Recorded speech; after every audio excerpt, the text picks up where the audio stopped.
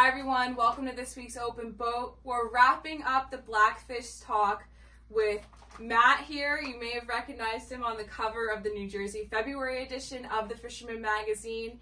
How can you not want to talk about this fish on the cover? So today we're going to talk to Matt about that whole experience hooking this big fish and how it all went down.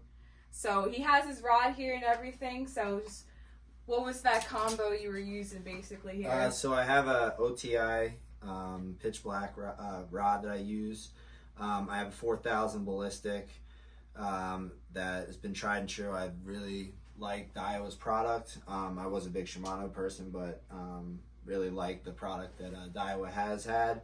Nice and light, especially with blackfishing in the ocean. You need definitely something that's very light that sits in your hands, especially when it's very cold. Something that sits nice in your hands so you're not, if you got gloves on, stuff like that, that it's nice and easy to hold where you can still feel the bite. So reflecting back on that day, like, how was the bite overall? I mean, the bite, so we stopped at two spots prior to that. We stopped at two rock piles that have really good life on them, usually on the back side of them, sitting right before they hit the sand. Has a couple really good ledges, but it was pretty lifeless. It's our normal trip that we do every year for our Christmas dinner, so that's what we make every year for Christmas. Everybody looks forward to it. But it was great. I had my buddy out for his really first time seeing what winter blackfishing's like. He's getting used to really he's really good photographer, and he's trying to learn all the different times and when to go, and luckily enough he was out on this trip with us and got to capture a really nice shot of that fish. And then my friend Sloan was out with us as well. Really driven fisherman. Fisherwoman. She loves to fish, and you can take her out in any condition. She loves it. The bite was tough when we got there. You just had to cast around. Right before I caught that fish, I broke one off. But just as blackfishing goes, you never really know how big that fish was, because you could break off a 14-inch fish and think that it was a world record. So they're just powerful fish, and they're good at breaking you off. I mean, they live in nasty things, and especially at this place, it has high pieces that you think you're good. Those first 5 feet are crucial. So. Yeah, and you caught it on a jig too, so that's another huge thing. I mean, you could see the jig in that thing's mouth. We talked to Ray a couple weeks back about jig fishing. This is another prime example of catching some monster fish on the jig.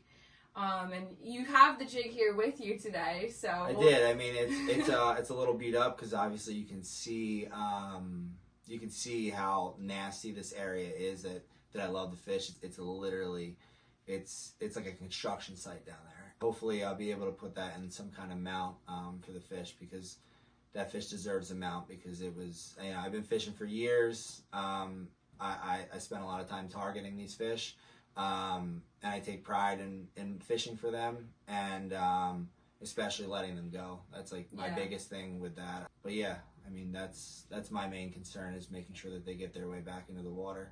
The fish from a keeper to about 18 inches are the perfect ones that I want to take home anyway. So everything else I really kind of want to let go, because they are getting beat up pretty bad. I mean, the evolution of having spot locks, stuff like that, has really put hurting on the industry, as well as I think after COVID, I think more people fish. So I think that's just there's a lot of pressure on them, and the state's going to definitely have to look at maybe some stricter restrictions for the fish, just because we got to protect the fishery, because we have a fishery here that's like no other, and we need to protect it. Yeah, I couldn't agree more. I mean, black fishermen out there, be more like Matt. Be considerate about the fish you're catching. A lot of these taxidermy guys, if you want to get that fish mounted, they literally just need the picture. So take a bunch of pictures, get your measurements, and release that fish as quickly as you can back into the water, because just like all other fish species, blackfish conservation is it matters too. Yeah, I think it might even matter more, because you have a fish that takes a very long time to mature and grow. So, and especially just where they're caught. So like, changing the times of the years that we fish for them and stuff like that may make a big difference, because now, like, you know, we're blackfishing now, but a lot of times you have to move farther offshore, and what that draws is the deeper water pressure, and a lot of times the fish don't survive just because their bladders blow or something like that. And it's just something we have to look into, because as me fishing for them for like the last 15 years, it used to be crazy. You catch hundreds in a day, but you know, now you're fighting to get a limit, which a limit doesn't really need to be 5 fish in my eyes, but you know, that's up to the state. But you know, we just need to make sure that we're protecting them, because it's something that I'd like to be able to do for a long time. So yeah, we want to be catching all fish, big fish like Matt has been, so conservation efforts are a very serious factor in the future. You may be seeing an article soon that I wrote about the concerns for blackfish, so stay tuned for that.